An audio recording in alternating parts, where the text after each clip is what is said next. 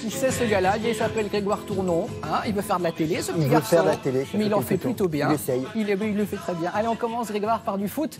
Et Rennes qui réussit un exploit. Oui, Ligue Europa, les Rennais qui sont qualifiés pour les huitièmes de finale. C'est la première fois qu'ils sont qualifiés pour ces huitièmes de finale. Et ils ont battu le Betis Séville, 3 partout à l'aller et 3 au retour. Et avant la rencontre, les statistiques n'étaient pas du côté de Rennes, à qui on donnait seulement 14% de chance de se qualifier, mais qui ouvre le score à la 22e minute, tête de Bessène Baini.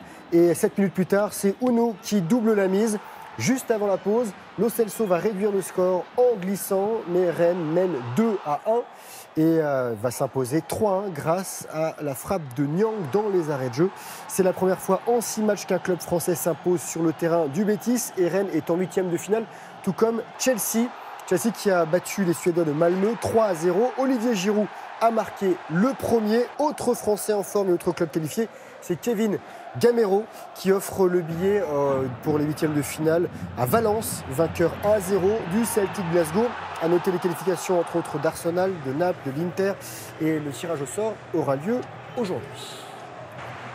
On va enchaîner avec le biathlon, Grégoire, s'il vous plaît. Parce que biathlon, les Français en forme au championnat du monde. Oui, des Français qui sont sur le podium. Regardez ces Français, Lou, Jean Monod et Aristide Bègue sur la 3e marche du podium du relais mixte simple du bronze. Donc une première médaille française dans ces championnats d'Europe. Le duo tricolore a été devancé par la Russie et par la Suède. Et on a failli avoir aussi des Français sur le podium en ski de fond au championnat du monde à Seefeld, c'est en Autriche. 2 Français en finale du sprint, Richard Jouve et Lucas Chavana, qui terminent respectivement 4e et 6e, victoire du Norvégien Klæbo.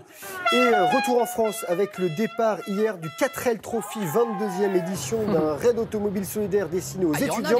1100 4L, justement, 2200 jeunes qui se sont élancés de Biarritz au Pays Basque, direction le Maroc. Et dans les voitures, il y a du matériel scolaire et sportif pour les enfants du désert. Fin de l'aventure, ce sera dans une semaine. Regardez ces superbes images du Free Solo. C'est un film qui est en compétition aux Oscars dimanche. L'histoire raconte l'ascension en solo intégral, c'est-à-dire seul et sans assurance, du grimpeur américain Alex Honnold sur la face rocheuse la plus difficile au monde. El Capitan, c'est du granit lisse, 1000 mètres, dans le parc de Yosemite en Californie. Un exploit physique et technique, un film d'Elisabeth Shea Vazarelli et Jimmy Sheen, qui a déjà été primé au meilleur documentaire au BAFTA à Londres. Image incroyable. Alors moi, pour rien au monde, je ne peux le faire. Nathalie non plus, évidemment. On ne vous demande pas de le faire non plus. C'est vrai. Ah oui, c'est vrai. Bon, du tennis du côté de Marseille. Oui, du côté de Marseille, avec des Français. Alors, plutôt surprenant, et l'autre qui a surpris tout le monde. La surprise, la bonne surprise, c'est Hugo Humbert, 75e mondial, invité par les organisateurs, qualifié pour les quarts de finale à Marseille. Le Lorrain de 20 ans a dominé le Croate Koric, 13e du classement. Et c'est la première fois que le Français s'offre un joueur du top 20. Le score, 6-3. 6-3. Et en revanche, regardez bien, Benoît Paire, lui, il a été stoppé au deuxième tour par le Belge David Goffin. Et avant le match, l'Avignonnais menait 3-2 dans leur confrontation. Mais surtout, il s'est énervé, le Français, face au 24e mondial. Il en a même détruit sa raquette. Et il s'incline 6-2, 6-3. Au prochain tour, Goffin affrontera un autre Français et ce sera Gilles Simon. Un mot de basket pour son avant-dernier match de qualification. Je sais que ça vous fait plaisir.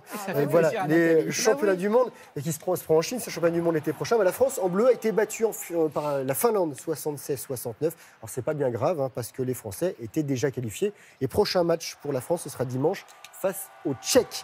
Du handball avec le championnat de France, 15e journée, 8e succès, toute compétition confondue pour Montpellier qui a battu à domicile Chambéry 24-22. Les Montpelliérains sont 3e derrière le PSG et Nantes.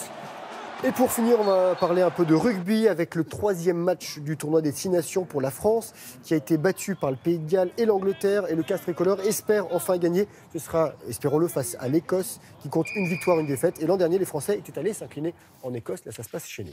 Merci beaucoup, Grégoire. Bon week-end. Non, demain, vous êtes là demain? Non, je ne serai pas là demain. Bon, mais vous regardez Télématin demain quand même. Bien sûr, je serai devant Télématin. À 7h. Tous les samedis. Réveil à 7h. Merci beaucoup, Grégoire.